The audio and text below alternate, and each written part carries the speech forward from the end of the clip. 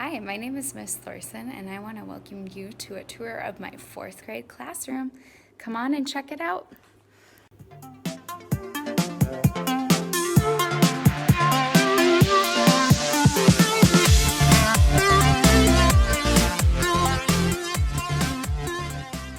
So now I'll be going into more detail about the different areas of my classroom, also explaining different things that I use for my fourth grade classroom.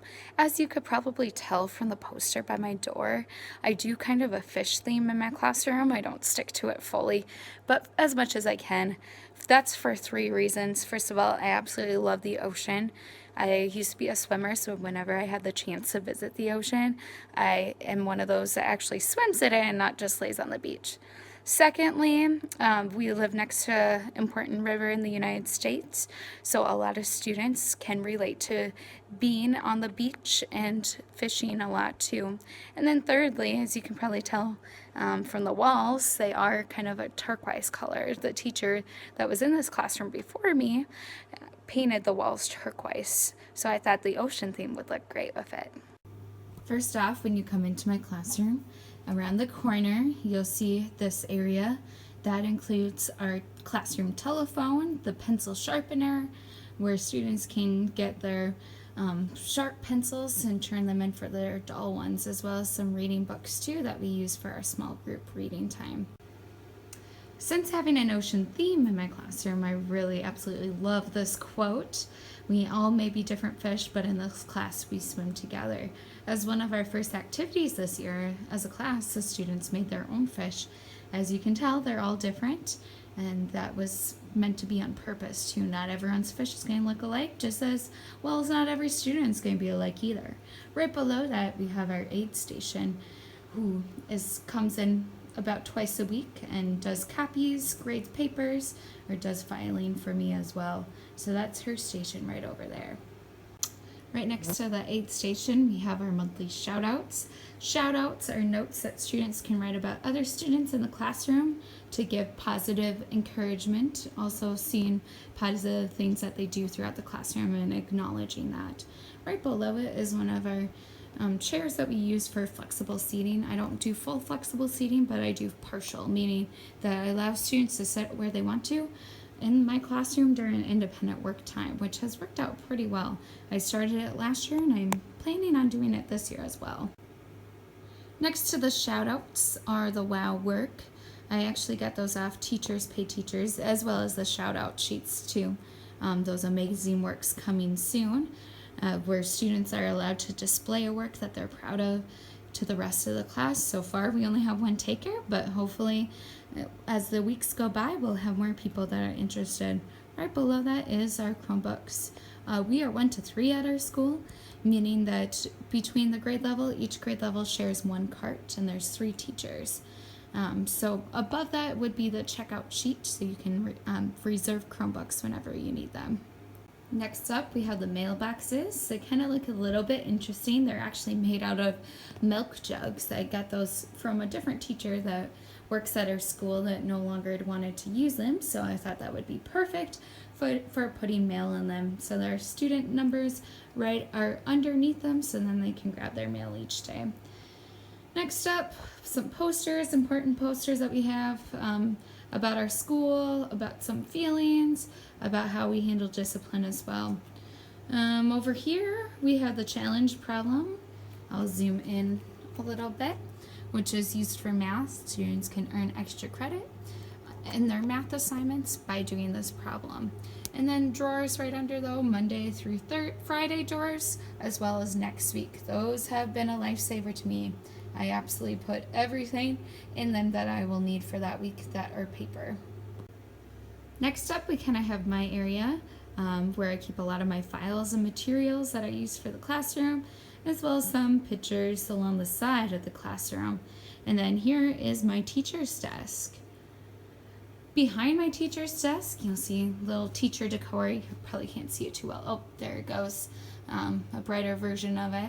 A lot of it my mother bought me, so thank you to my mom for doing that for me, which is great because I absolutely love to decorate my classroom. For my desk, I actually use a yoga ball to sit on, which has really helped me with my posture, as well as with some back problems that I used to have that aren't really an issue anymore after switching to a yoga ball to sit on during the workday. And then, as you can tell, I like to keep my work desk pretty clean.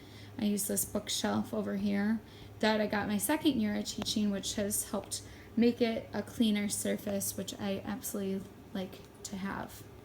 Next up, right behind my desk is a missing name or number board. I require students put their name, of course, on top of all their papers, as well as their number. I use a number system in my classroom, which helps out with organization.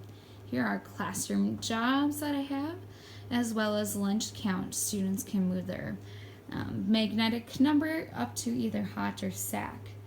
Over here is the student station. That's an area where students can touch and can use, so the tray to turn in their papers, as well as hand sanitizer bottles as bathroom passes, a stapler to use if needed, and then right underneath that is the STEM bins that we'll be using starting tomorrow in our classroom. Next up is something new that I added to my classroom this year is the book recommendations. When students are done reading a book, they are able to write a recommendation for other students to see. Flexible seating rules right there. These boxes were given to the counselor. The students wrote about themselves on them and then cut them out and then glue them together to form the box. Over here, something new as well, our Promethean board. I absolutely love it. Such a great change from a smart board. Right below the Promethean board is 2 carpets that the students sit on. When I'm teaching at the Promethean board, I think it just helps them stay focused better, and I'm able to control them better during this time. I try to do it just for the mini lessons so they're not sitting on a rug next to others too long. Next, our daily schedule, as well as classroom hand signals that we use. Classroom hand signals are a lifesaver. I don't have any student ask me in the middle of class, can I use the bathroom? All they have to do is hold up their number 1 finger, and I'm able to tell them yes or no from that. Or a read aloud book coming up will be Flora and Ulysses. I have read it every single year I've taught, and it never gets old. It is so funny. Over here we have the document camera, as well as some slips, the shoutouts the students can fill out, question ideas that we do when we ask questions as a whole group, as well as dojo point coupons. And then over here, this is a new addition to our classroom. It's our class plant. I have heard a lot of good benefits of having a plant in the classroom, so I thought I may as well try it out this year and see how it goes. Next to the plant are our book boxes. Students can put their books in here so they don't get ruined in their desk, or there's not too much going on in their desk. Our classroom library. I started using the flip and stick bins, and I made labels for them, and they're numbered so students know exactly what bin they go back into, and it has been a great organization tool. Over here, more pictures of the classroom, our monthly calendar, as well as reading tips and our book report that we do each month. And then over here is a writing clip chart. So the writing process, you're able to easily see where your students are during that time. Right below it is the Seesaw QR code. We use Seesaw to present our Genius Hour projects. Next to that, we have our language arts focus wall. We use the Journeys curriculum. It is something new. So I have all that material listed up there that we go over during the week, as well as a schedule for the pillows and chairs for the flexible seating, so that the students aren't fighting over it and they know when to expect when they get that privilege of using one of those extra pillows or chair. Over here, supplies table. When students need to borrow supplies, they find their clip number over here. They put their clip on one of the bins, or over here they can check out clipboards or whiteboards. And then once they're done using it, they put their clip back. This is a way that just helps me as a teacher know what's checked out, who has it checked out, and if it has been returned. I also have the Daily 5 and Daily Math, which I use both of those in my classroom, bins over here so students can get their work, as well as trays for different types of paper that they can use. And then underneath the table is where most of the pillows for our flexible seating lies. Next up, we have the math focus wall. We only have gone over one chapter so far, so it's kind of bare. Some more flexible seating rules. Our agenda, it matches with the assignment books, so students know exactly what to write in their agenda every single night. Over here is the objective for all those assignments. Over here is our sink as well as headphones where I store those. They're stored in a bag with their login information. Daily math posters that I do in the classroom, as well as the daily 5 rotations that I do. So something that I found unique coming to the school is instead of having lockers, the students put all of their materials in this closet. And this closet's pretty easy to open. All you have to do is press one of the panels, and there's a hook for all the students, 2 hooks actually, where they can put their backpacks and coats. On these doors, then I'm able to put other posters on them and decorate it as how I want to. We use the Boys Town social skills for our classroom. Over here is the grammar poster. Over here I'm going to be adding more soon. We'll be putting up the growth mindset posters that I found for free on Teachers Pay Teachers.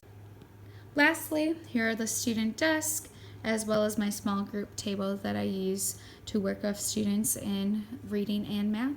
Originally I had this table over here by the Chromebook cart. However, I felt I would try it out this way this year to see how students can manage themselves better when the teacher is a little bit closer to them. So I hope you enjoyed that tour of my classroom. My classroom is always evolving over time, so I'm sure there'll be lots of changes throughout this year and years to come as well. Most of the items around my classroom, I make them or I find them on Teachers Pay Teachers. A lot of them are free, so they're great resources. If you have any questions about anything, feel free to comment below on this video. Thank you. Have a great day.